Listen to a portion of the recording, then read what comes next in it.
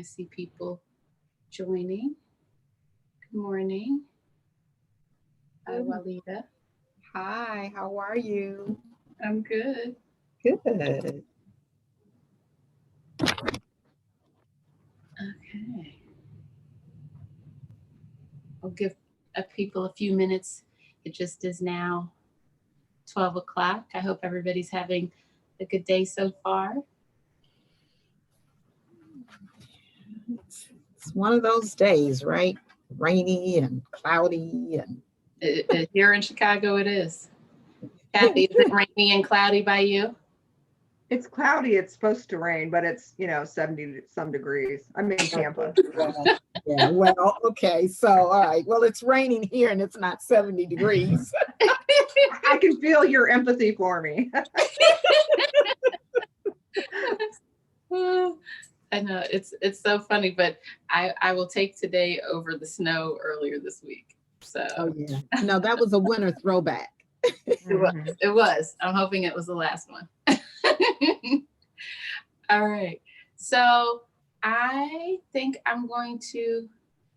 we had a bunch of people that registered, so we'll give people it's 80 degrees. Nice. So nice. So we'll give people just a few more minutes, and we're recording, so we'll be able to share this, which has been really nice about these sessions. Since we're waiting for people, our last session on education with the Military Child Education Coalition, it's been great. We've been able to share that with teachers and educators in our community, but kind of also beyond, in talking about the impact of our transient lifestyle on kids and transitioning from schools and all that goes with that. So it's exciting. And next month is Month of the Military Child, our favorite month. I'm sad still this year that we are still going to be mostly virtual. We usually do the last year we were in person. I think we did seven events. It was a lot, but they were all super fun. So I think we're going to go ahead and get started because we have Kathy here, and I think it's a really interesting topic that I'm excited to talk about because I don't think it's one that's always considered, and and especially around the impact on the children. So today we're going to be talking about women in the military that have children. And so what that looks like, what the impact from the child's perspective and as a family, decisions that need to be made when you are serving or have served and have had children. The military is, as the last slide said, is really diverse. And we're, kind of this community that comes from all over. And so our experiences, it's not a one size fits all in terms of experience. I mean, there are lots of different types of military families and situations that, really are tailor-made based on people's, where they come from, what their backgrounds are, the communities that they're a part of. So just to kind of begin the conversation before we get into talking with Captain Kathy Michael, retired Captain Kathy Michael, I wanted to just share, we had some moms that we did some questions with before the session talking about, kind of what their experiences have been like being a mother. And so it brings up a lot of feelings. There are a lot of moms that reached out and said that, it brought up feelings and emotions, based on their time in service. And the challenges with being, having your career and then also being a mother. And so, this veteran mom was in for 9 years, and she talked about, the rewarding part of being a mother was the relationship with her children. I mean, that, is paramount for her. And then the most rewarding part of her service, her time in service, was the relationship, with her peers, with her fellow service members. And she really shared that, that was such an impactful time for her. And, they were so close. I mean, they went through so many experiences together that, as a team. And so when you would have to PCS, she was part of a dual military family. Her husband is active duty still currently. And, they had to make really difficult decisions about, where they would go and what that looked like, and building new relationships. But they now have friends and people all over the world. So these are some of the ideas that that we'll talk about today. And so I'm going to start, and I want to introduce retired Captain Kathy Michael, who was stationed here in Great Lakes, who I met. Our kids went to school together. Her youngest two twins went to school with my oldest daughter, Naya, and so she has 4 children. And I thought, what better way to talk about service, because she had children all during the time that she was active, and that this would be a really great opportunity to hear from her and her experiences as being a mother, and decisions that she and her husband John had to make during that time. So I'm just going to turn it over to you for a second, Kathy, to kind of introduce yourself. Well, hello, everyone. I'm here in Tampa, Florida, which was deliberate after retiring from the Great Lakes area. As Kelsey said, we met there. I actually was stationed there twice. But a little bit about me. So I am from the Midwest, Ohio. I went to Ohio State and joined the military in my senior year of nursing school because I really liked the uniforms that the Navy person was wearing, and she promised me somewhere warm that I could go to. And my first duty station was in Jacksonville, Florida. So no military reps in my family or really in the area where I grew up. There's no bases around there. I was in Northeast Ohio in the Akron area. So after graduating, I joined and went to what's called Officer Development School. It's the officer form of basic training. People joke around that they taught us how to use a knife and fork and, how to lay out all the manners, but it wasn't that. It was really, we had to run and, do watch and clean, but the difference is we were already officers when we went there. So that was back in 1985. And my first duty station in Jacksonville, one of the first days I met my now husband. So we've been together since 1985. Many of you weren't even born at that time, I know. So I'm very old. And then I ended up with absolutely with his support, being able to serve a little over 30 years as active duty nurse corps. And during that time, we had 4 children. So when our twins were born that Kelsey mentioned, we had 4 children under 3.5. And if people ask me, what was your least favorite duty station?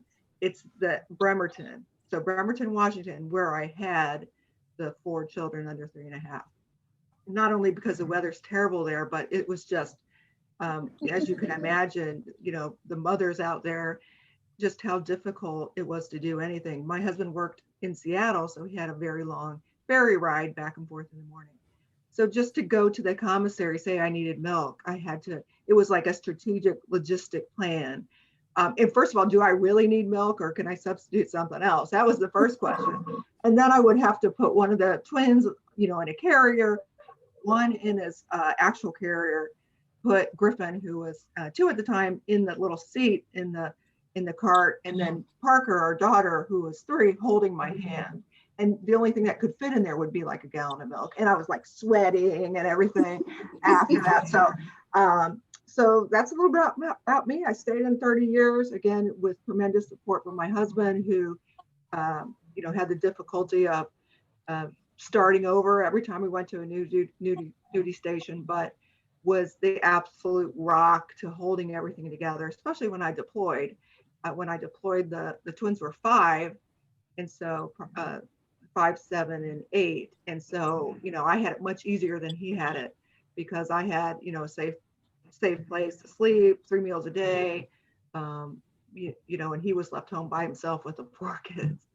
So I think that's essential. That I could have not stayed in this long had it not been for that awesome support, from John. Yeah, I mean, since you brought that up, I mean, there's an article actually that came from this year talking about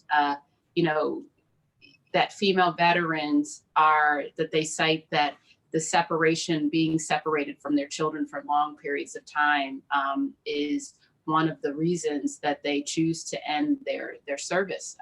And it just not just the emotional, the emotional separation and the stability, worrying about the stability of what's happening at home and those kinds of things. And so, can you tell us a little bit about that? You just brought up, you were stationed away, like what that looked like and how you and John were able to navigate through that.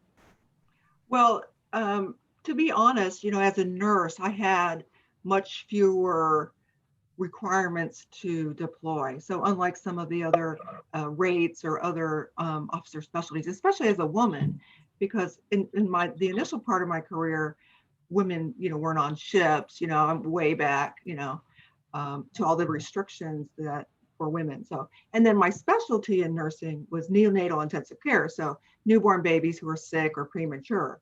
And so that even narrows the job opportunities that I could have. That's not required on a ship, right? Anybody that's going to have a baby is taken off way before that. So, but it is a requirement to deploy, really, if you want to continue to stay in the service as it should be, and then, to continue moving up in rank. So I had the opportunity to be the senior nurse at the Expeditionary Medical Facility, Kuwait. So it was a tent hospital with all the different pods. We had a Connex box for the OR. And so I went there for 7 months. And what was interesting, we said goodbye in Jacksonville. I was in Jacksonville at the time. And then my pre-deployment training was in Fort Jackson, South Carolina. I think or is it Georgia? I think it's South Carolina. And so that's not too far of a drive from Jacksonville, right? So the next weekend I have off. So, first of all, I said goodbye in Jacksonville. And then the next weekend they ended up coming up again. And so we said goodbye again. And then I had another weekend. And so it was 3 goodbye. That was too much because I think it was really hard on the kids. They were telling them, I'm going to be gone.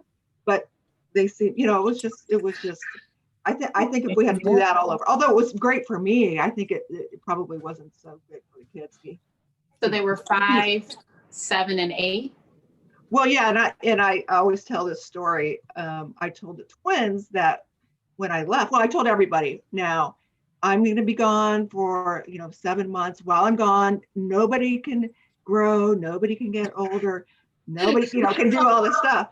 And so when I was gone, the twins actually were 6, but one of them, Seth, the younger one, the littler one, would always tell people he was 5.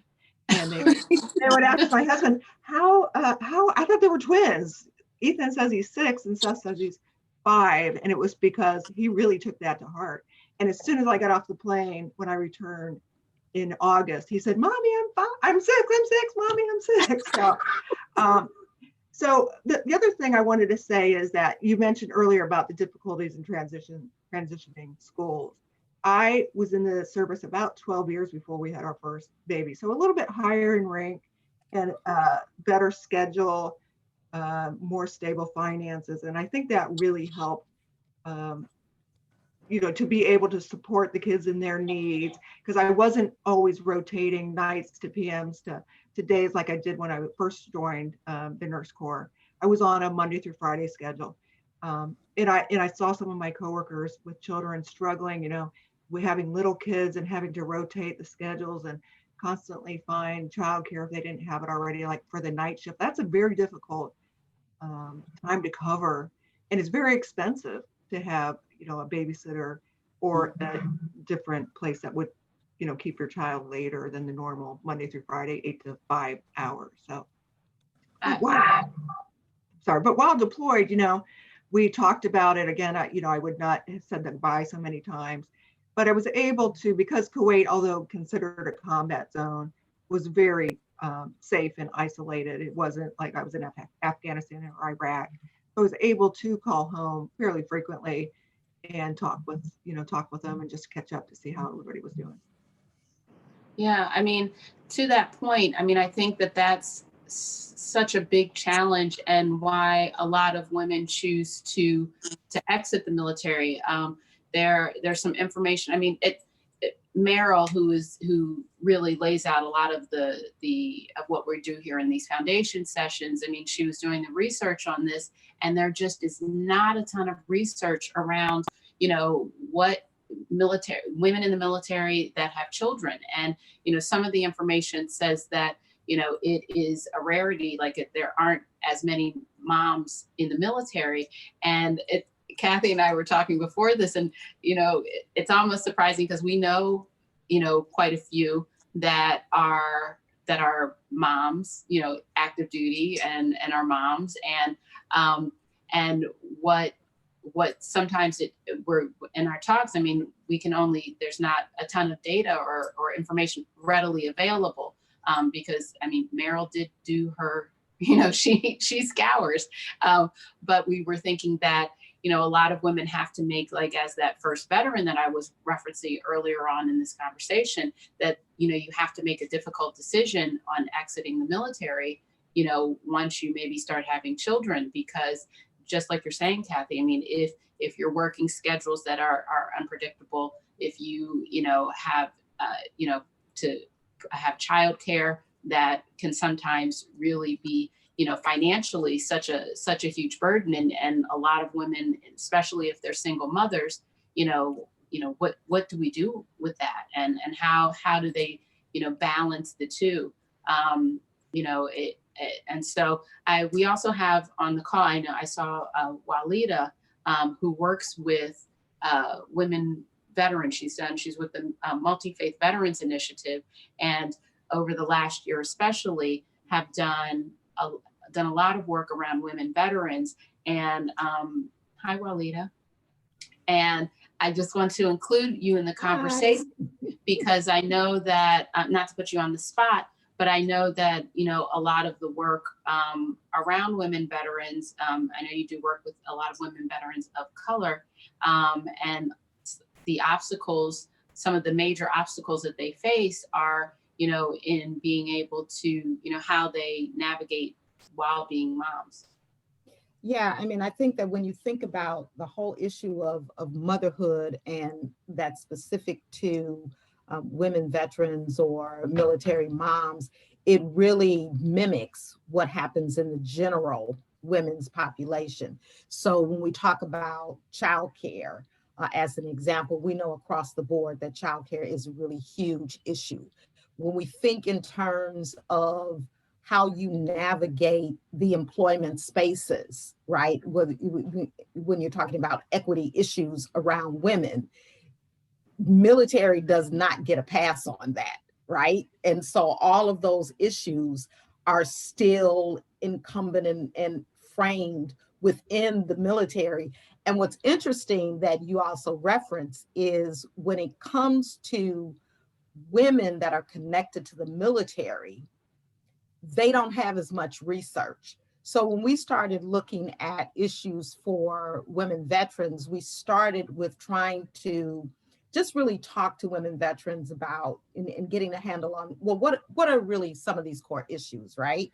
And then in scouring the research, as you indicated, there was a report that was put out about a year or two ago, that looked at women equity issues. It was part of our current governor's kind of platform in transition, and was done by, I think the Women's Foundation actually put it out. But what was interesting about that report, while it spoke to the glaring issues that women in general face, there was absolutely no data in that report that spoke specifically to women veterans. So there is this gap, right? And how do you really close the gap? And so what we have been advocating is for a heightened conversation between women veterans, women in the military, and non-women that serve around these issues, because there's an intersectionality. And that, from my perspective, is that there's strength in numbers and there's nuances, right? And so even when we look at providers that are providing services to women, they're providing services to women, but many providers can't tell us how many women are veterans. So there's this huge gap in information. And if you don't have the information, then you really can't have a sense of what should the policies be? What do we really need to hone in on? And we know that with military women and veteran women, there are special nuances because of the spaces in which they occupy, that in many instances, their experiences are very different. So when you talk about the relationship that they have with their children, what we hear from veteran women is the hardest transition is the reconnection to their children. If they have children when they go into the military, it's the reconnecting with their children that becomes problematic for them. And then also the perception that the general public has about women that have served, that have children. So now I'm getting a double whammy. It's so funny. I was saying that about Kathy because she is super close. Like if you see her, like her daughter's her best friend. Parker, like they have the best relationship and they're so close. And I think I agree. I think people have this perception of military moms that they're going to be these hard, like disconnected, can go, can leave their children and, not have that feeling of closeness and connectedness. And I think that is not the case. I mean, I knowing Kathy personally, and I'm curious, Kathy, like when you came back from your deployment, how was that reintegration with your kids, after not seeing you for, 7 months? Well, what stands out the most to me is, getting off the plane, and at that time they would let families go up to the gate to greet. And Griffin, my second oldest, is very, quiet, studious, and he just burst into tears when he saw me. I mean, he was sobbing, and that they had made me signs and stuff, and that really he had held it in for the whole time I was gone, because John said he was, never really said much, and the twins were, little, and Parker took over my role as the mom, even at the tender age of 8. But so I think that really impacted me, just seeing how much he had been holding inside, and that led to some guilt, even though I tried my best to keep in touch with each one of them. I've always done one-on-one activities with them, letting them plan what we do. I've always done that twice a year, because otherwise, it's so much easier just to do all the kids and kind of steer them where you want to go, as opposed to let them choose. But I was going to say one thing about what was really interesting, I think, in my family is, so my husband's from Texas and I'm from Ohio, and once we had children, we never were stationed around family ever. So think about that. Parker's now 23. And I've been retired for 5 years. So when we moved to Florida, Tampa, my father and mother spend the winters in Florida close by. So they were coming over to spend Thanksgiving and Christmas. And it really surprised me that the kids didn't want them to come, because it had always just been the 6 of us.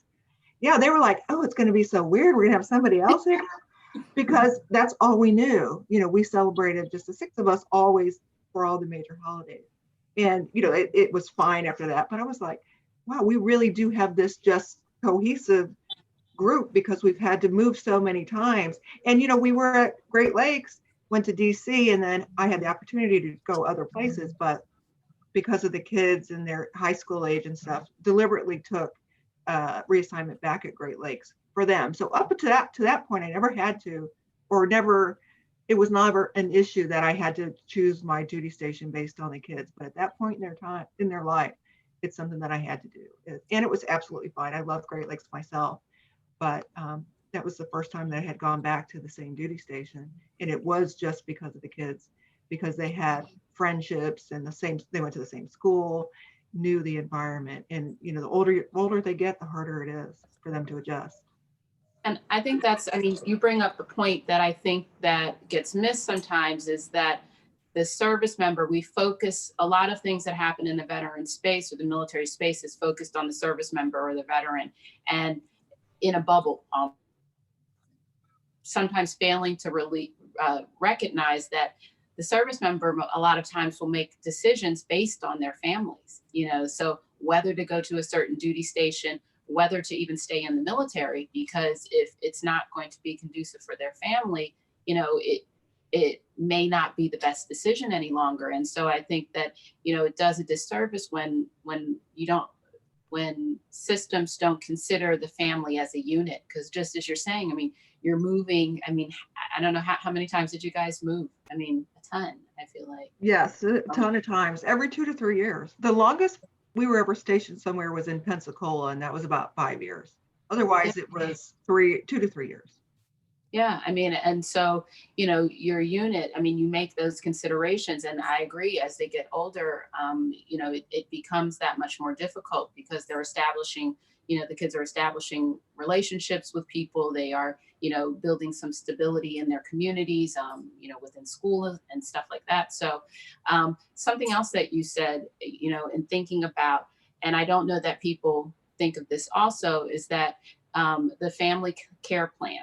Can you explain a little bit about, I know that you get that through training, but what that is and why and how it relates to the kids? Sure. So any dual military families with children or single parent families have to complete what's called a family care plan. And that is designated who will watch out for your children, who will care for your children, who will make decisions for your children while you're deployed or sent somewhere else. So that is a requirement. And you not only have to identify the individuals, but they have to sign and agree to it too. Because, throughout my career, I know of several circumstances where they had a family care plan, but when it came right down to it, the person wasn't willing to take that responsibility of the kids. It's felt to be like, oh, this will never happen, so I can agree to it. And so you have a struggling single mother, needing to really make that decision of, I need to deploy for my career, but I have nowhere for my kids to go safely. So I can't even imagine what a tough struggle that is. And there really is no, you can't leave your kids home unattended, and so they have to choose their family over the career. So I fortunately, when I deployed, my husband was here, so I didn't have to do a family care plan. I mean, I on Facebook, and there's probably a lot of judgment that goes into it. But to your point, like there was a woman, a service member on Facebook, who was looking for someone to take care of her kids when she went away. And on the surface, that seems very irresponsible, but what you're saying, like you're deployed somewhere, you don't have any friends. I mean, not deployed, you're stationed somewhere, you don't have any friends, you don't have family close by. You have to do your job to be able to support your family. And now you're in a situation, if you're a single parent, like where are my kids going to go when I am required to go serve?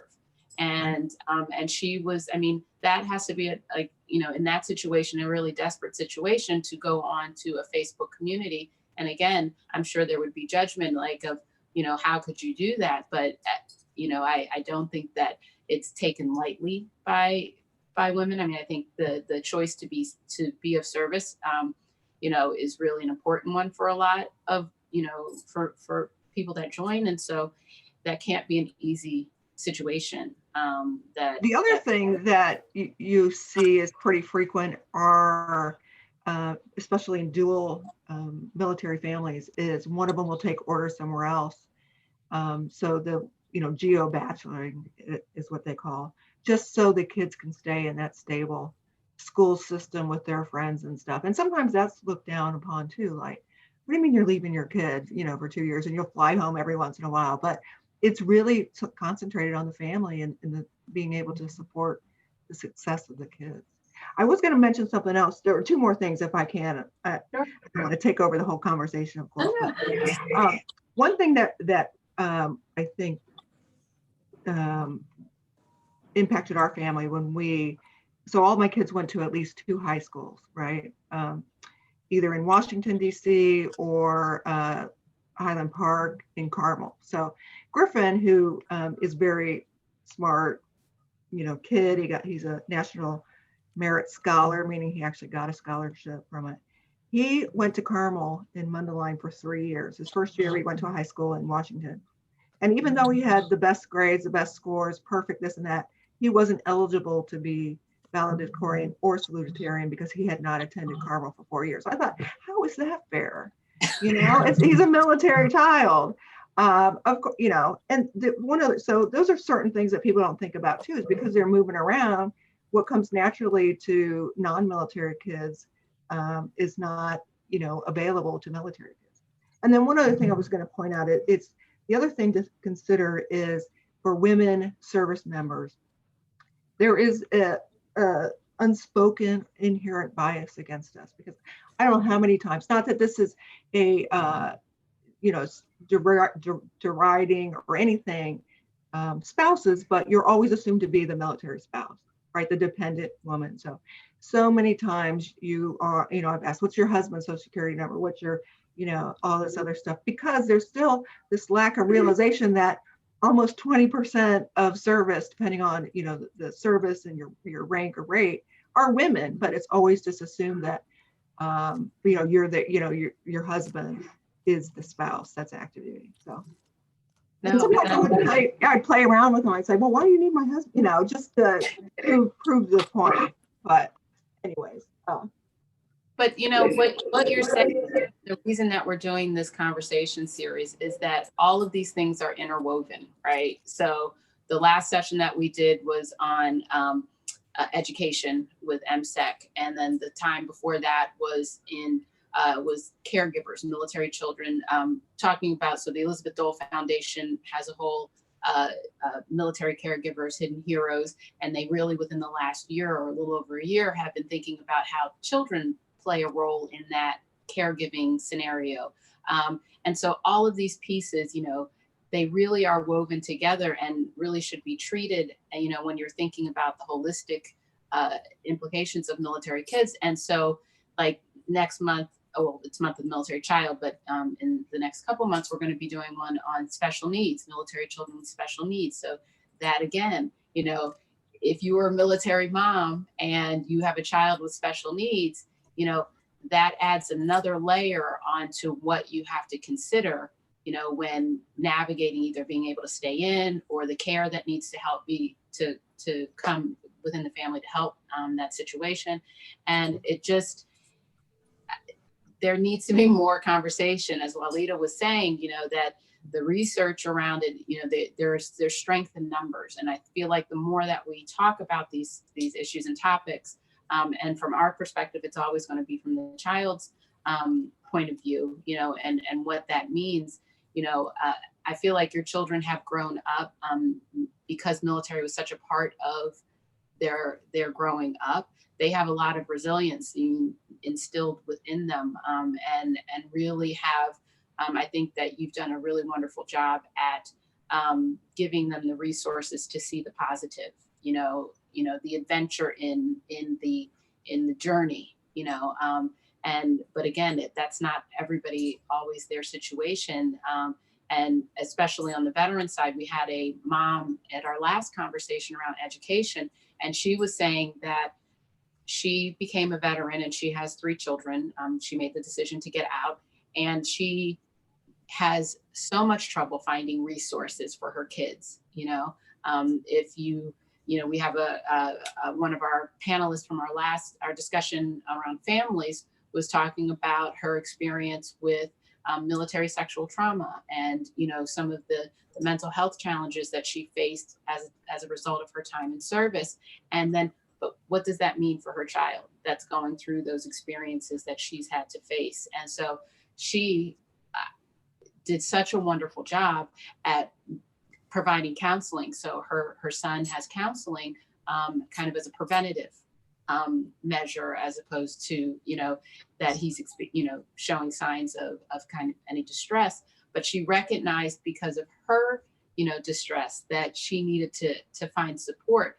But again, mental health is still a stigma within military population, and kind of what I'd be curious. I mean, this is not actually where I was planning to go, but thinking about, we've been having this conversation within Kids Rank about discussing mental health as it relates to the children, and sometimes there's some stickiness because you worry about the language that is being talked about when we're really talking about mental health, but wellness. And so in your time in service, did you see that did you find it easy, or did you see people using mental health services for their children, or not? Well, personally, yes. I mean, I have a personal example. One of my kids, just out of the blue one day, was crying and said, he was 7 at the time. I feel like I want to kill daddy. And I was like, oh, I feel that way sometimes too. But anyways, it was terribly distressing, as you can imagine.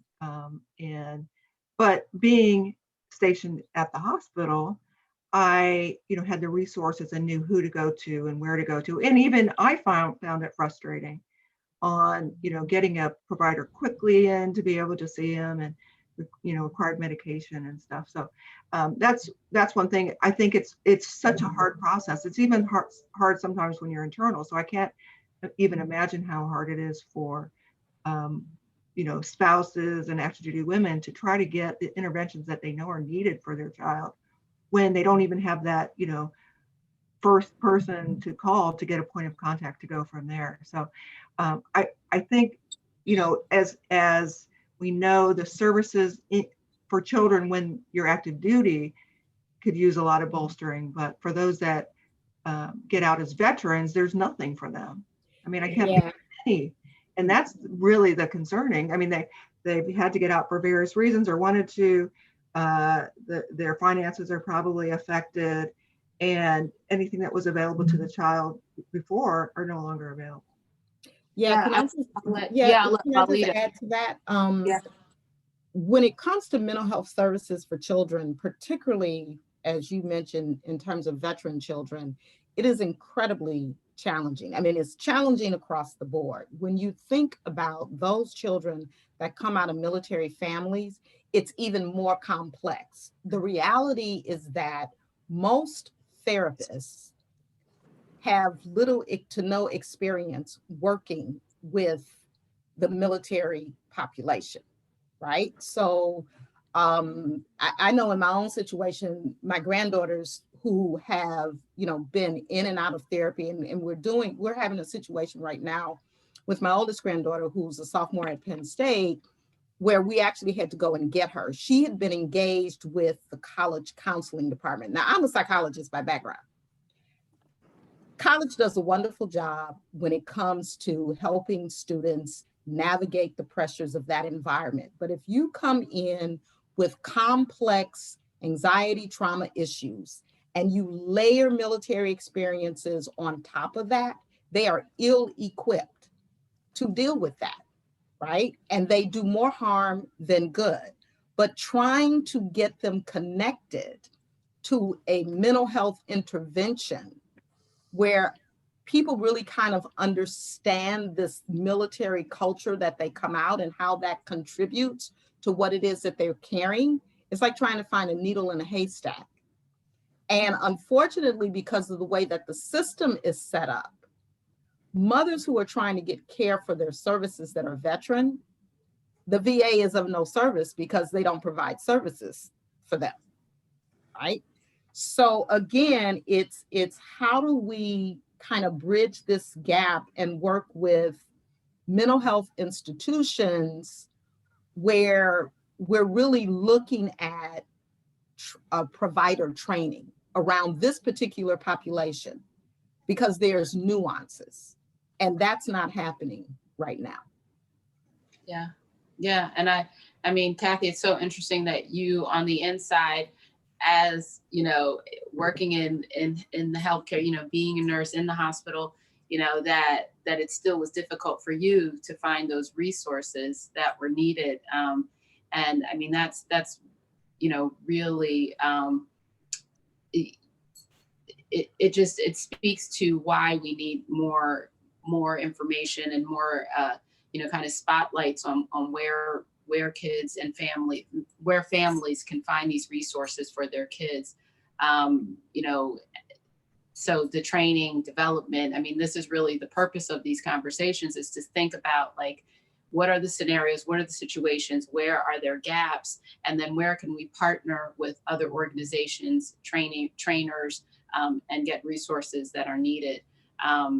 So yeah, I mean, it just is, it just reinforces every month for me why this is so important, because it really is, military children are not necessarily always at the forefront of what people think about when they are providing services for our service members. And so what do you think, you being a military mom, like, what do you think that, looking at your children now as adults, I mean, it's nice, that you kind of been through this arc of, being in, and they've done your whole career with you, or, part of the career with you. How do you see them, like, the benefits and the strengths that they've gained, being part of your family? Well, I guess I should mention that my family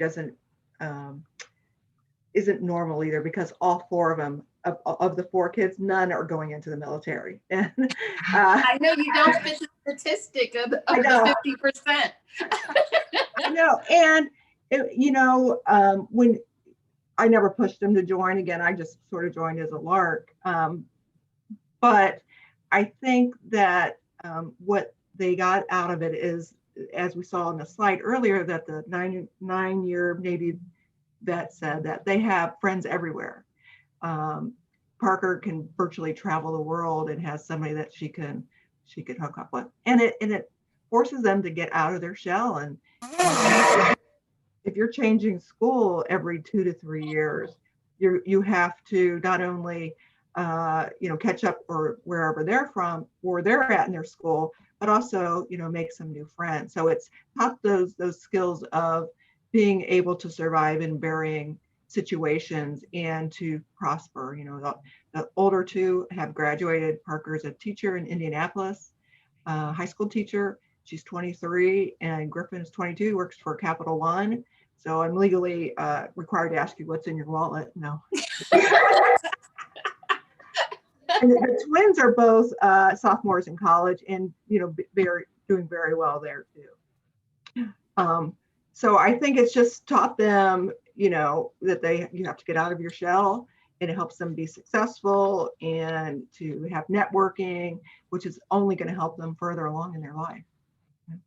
Yeah, I see it all the time. I mean, I see it with so many of our kids, and I mean that, part of the work for Kids Rank is, we recognize that there are challenges. I mean, that's across the board. I mean, I think that there's so many challenges they're going to face, but there are so many strengths that they can derive from being part of our families, that adaptability, that, kind of being able to go from situation to situation and handle it, relatively well. And people talk about the resiliency of military children. And I do believe that that we can have that, but they need the resources to do that.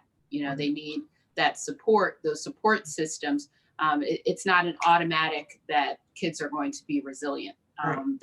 They really need a lot of times an infrastructure that helps them to be able to feel that way. And so I think that you've given your kids a lot of resources, and it's been great that they've had those things too, and you see that they're now successful. So as we are, we have about 15 minutes left, and if there are any questions, I know Walida, in working with women vets, if there are any kind of last things that you might want to share. No, I mean, I think that part of what we do is to create spaces that support, women veterans. We're a year in, going into our second year now, with a dedicated focus on issues that are impacting women veterans. and we've created 2 dedicated cohorts. I mean, the way that we work, we have sites literally spread across the city of Chicago. Um, and this particular project that we're working with veterans is really around wellness. So it's very holistic. So we're not just looking at kind of mental health issues, but also helping them to navigate employment space or careers, where they're really looking at it. And then what does that look like in terms of those support systems? What do we need to do in order to shore up resources that are available to them that are accessible? And what do those service providers need to know about this particular population so that there's more intentionality? So it's really about building capacity and then creating these spaces where women veterans can connect with each other, but also can begin to have these conversations with women that don't come out of the military experience, because I think that's critically important. One of the things that we have heard very clearly from our women veterans is that non-women veterans are very judgmental, but they miss that, they miss being able to have those relationships, right?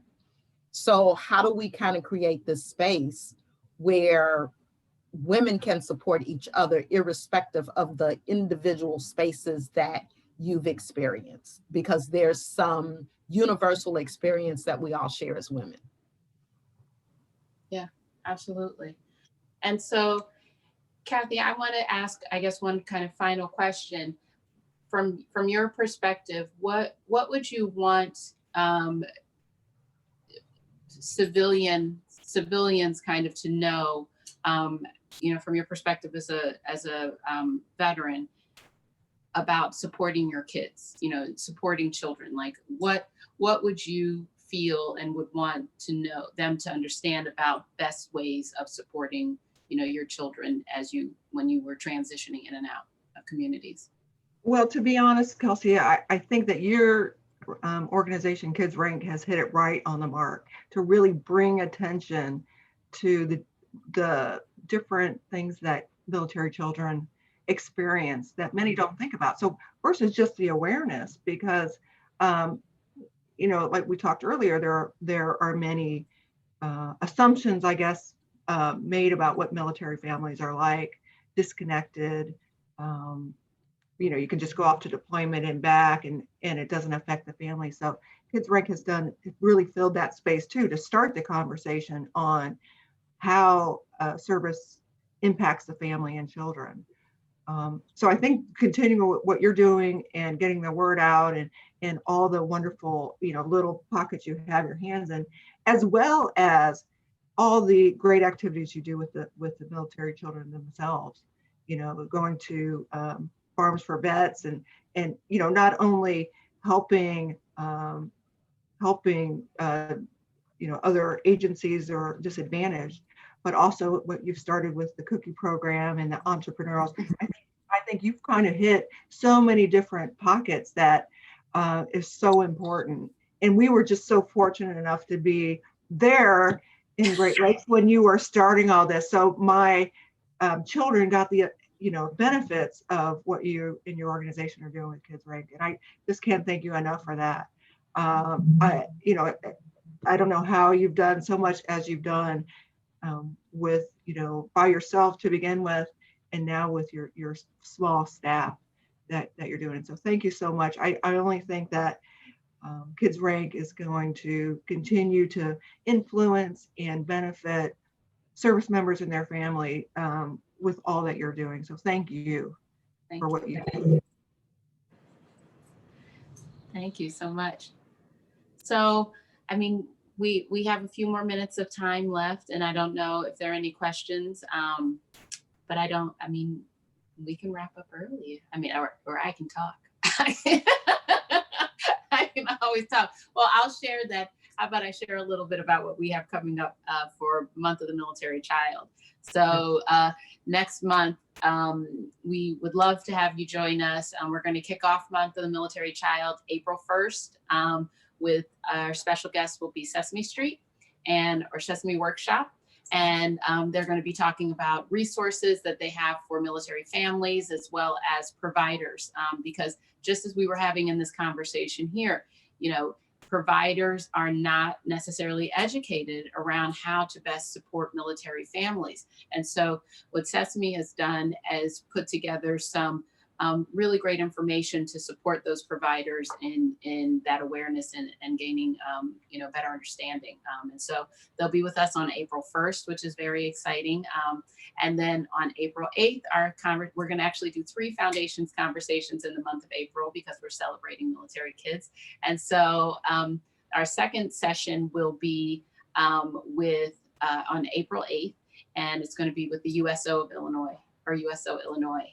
We will be doing a family event with them that following weekend, but we're going to have Christopher from the USO talk to us about being a community partner and being an organization within the community that supports military families.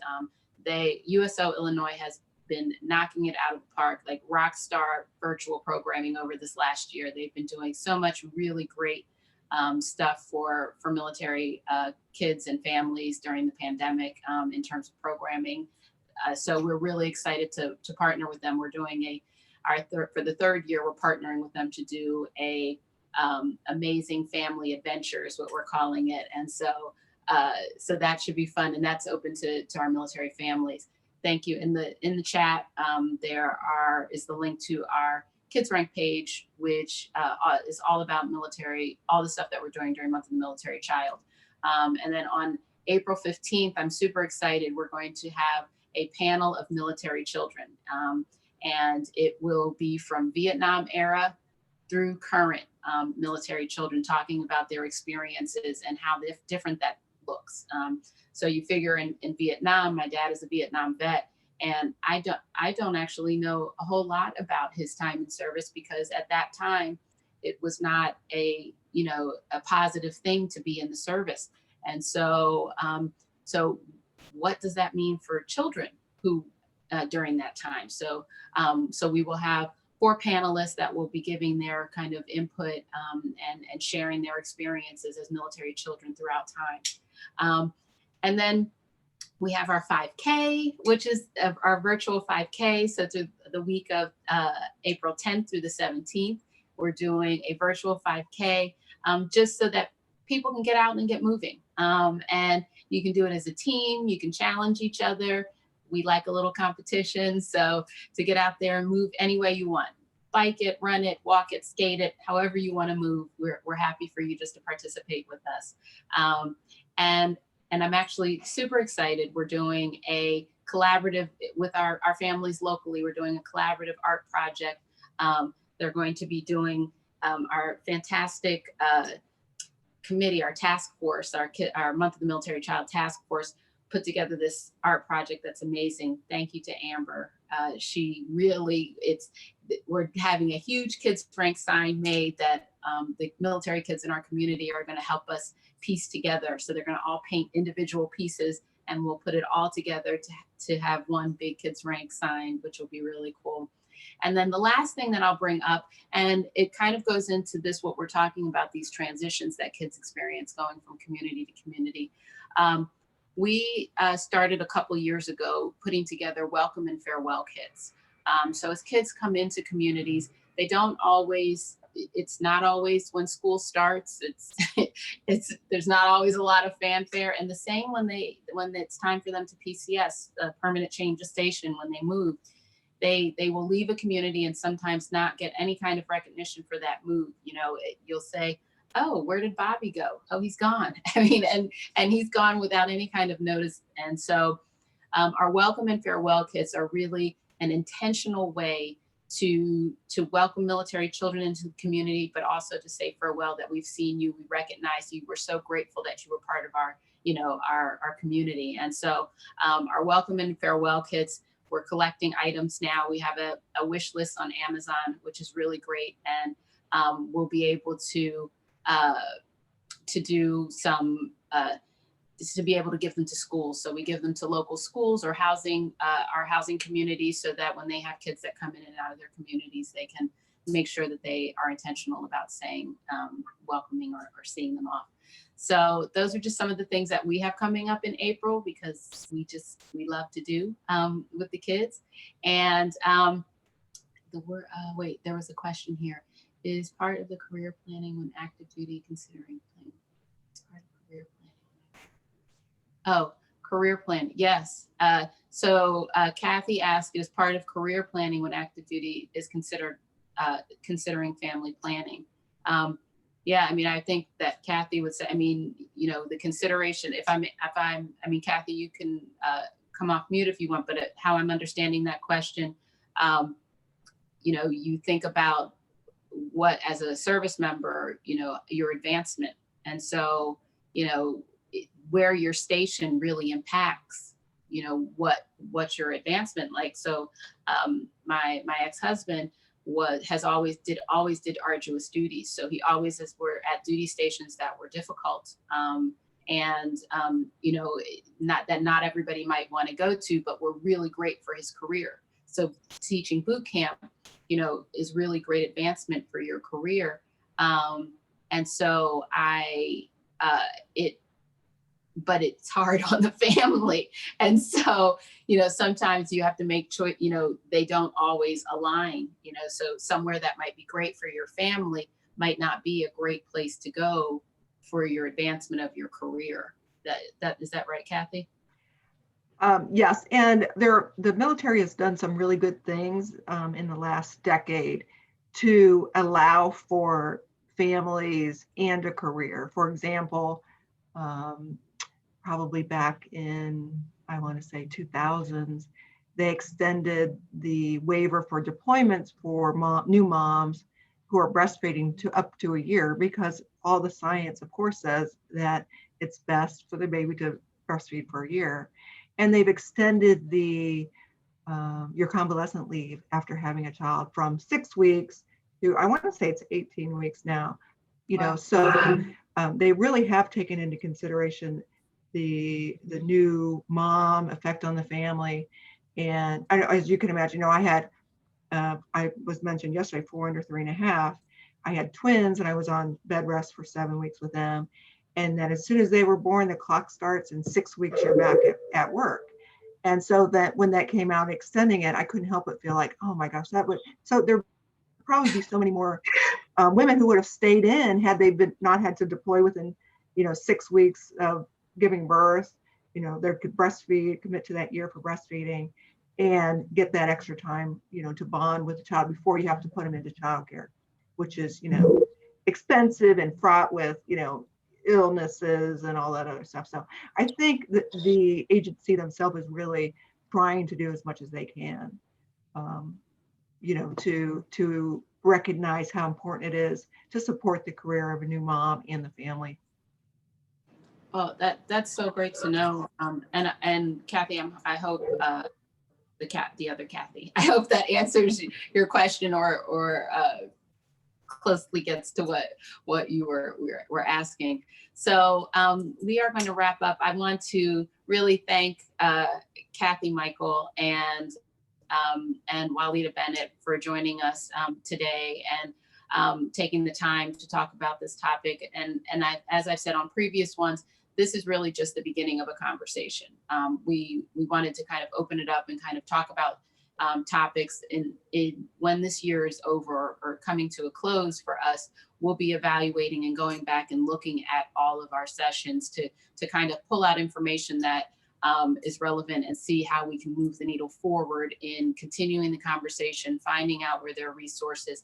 There are already so many amazing organizations, and actually we'll be sharing over during Month of the Military Child.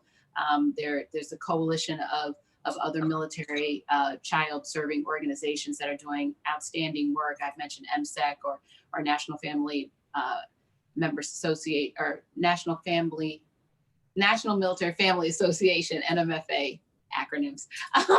So that just do such amazing work in support of our families and children. And so, you know, just continuing to broaden that network. But again, I'd like to thank Kathy and Walida. And I'd also like to thank the Pritzker Military Museum and Library who supported this and our last 2 sessions and made it possible. So thank you so much. And thank you for everybody that joined us. I just want to add one more thing. So after I retired, I went to work at the Tampa VA, and I was surprised to learn that less than 30% of the staff were ever active duty, and that's pretty similar across the VA. And so we instituted military culture awareness just for the staff, at the VA hospital, and would set up talks and things. And there were a lot of interest in the families and the effect on the children. But that really surprised me, that you work in a VA hospital, you just kind of think, well, most of them have a tie to the military, and only 30% were ever active duty. So, but thank you. I'm glad that you just said that. And I think is something that we'll dig into, but it is amazing how many organizations that serve, military veterans, their families, and you're right, don't necessarily have a tie and might not have, as much background and have to, kind of be educated around that. I mean, that's interesting. I wouldn't have even thought of that, but thank you for sharing that. Put it on your plate. Yeah. All right. So have a wonderful day, everybody. Thank you so much for participating, and we'll see you next month. Bye-bye. Thank you. Thank you.